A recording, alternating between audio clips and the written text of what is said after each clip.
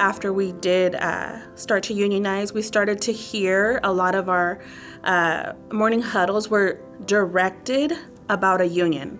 It wasn't what was going on in Wells Fargo, it wasn't other things. It was just union, union, union. There was a ton of stuff that they put out, and they had a lot of people coming in and out of the branch that I had never seen before, never saw again after everything happened either, for that matter. We saw people coming to the branches we would never talk to or see before.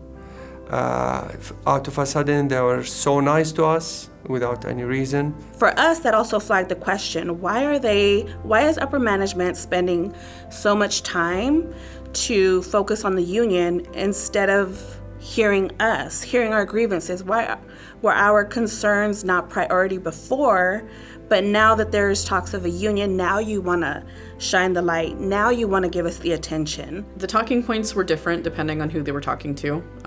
They follow the same playbook as to be expected, but for example, for the employees that had kids, they would talk about, maybe think about how this might affect your family. The first talk that I received was that I needed to think about my family. And when they said that, I don't know why my family needed to be involved, because it was a work situation. So it just kind of felt like they're hitting like personal aspects of myself. The tactics that they used, ranged from just inundation with an overload of misinformation and disinformation, as well as a lot of emotional manipulation, bringing people from past branches that we worked at, people that they thought, would be in a mentor kind of role, to dissuade us or to, talk about how they personally don't think that this is necessary, or they don't think that we should do this. Before we voted for a union, that was an approach that the branch manager took. She kind of said that, hey, if you guys voted for a union, you won't be able to deal with us directly. Work might be uncomfortable now because, it's a lot of tension.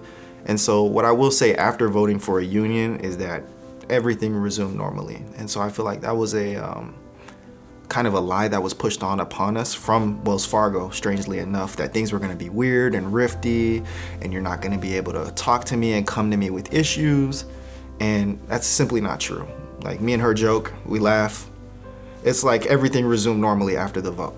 I heard it from my manager, his manager, their manager, literally, 5 managers up the line, when they came and, talked to me and closed the door and said, hey, we don't want you to do this because of this. And mainly it was, like I said, a lot of lies that they told about, talked about the union in the first place, but then also, we want to work with you. We want to be able to work with you directly, and we don't want some other third party that you don't even know. How do you know that they're, that it's in your best interest? And I'm like, I've never even met you before. I think the first one that they really laid on thick throughout the entirety was that the union is a third party. And that's not true. The union is us. The union is the people who vote and who, vote yes, they want to join the union. They talk about CWA as if it's like, oh, they're the one who's going to be making all the decisions for you.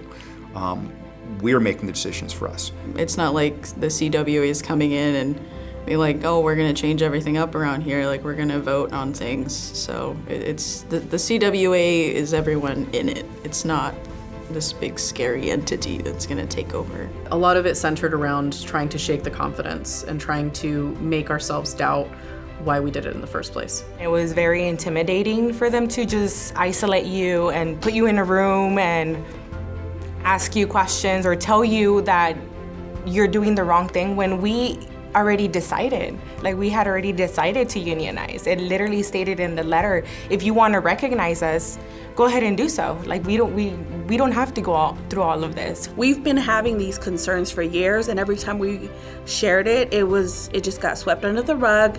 We were told to continue doing what we were doing. We just had to accept the things that Wells Fargo allowed and told us, and it was just like, no, we have a voice, and we're gonna keep using it. Someone will hear us, and that's what we're doing now. We're using that voice. You know what you've been promised before, it never happens. With the union, it should be different way.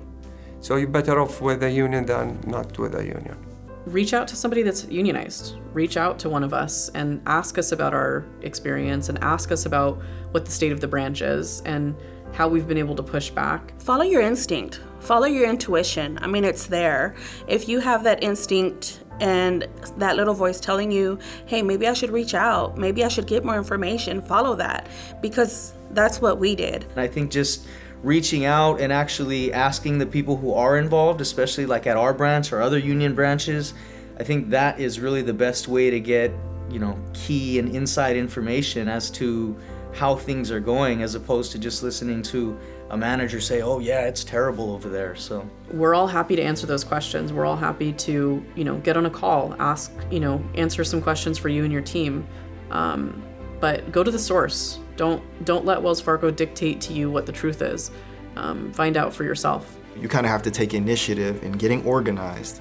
And to me, it looked like joining a union and then kind of having multiple voices all around the country come together. And with that power, I feel like we can actually make change. I feel like the day that I signed on to unionize, I'm not only a Wells Fargo employee, but I am the union. I am a Wells Fargo employee and we are the union. I am a Wells Fargo employee and we are the union. I'm a Wells Fargo worker and we are the union.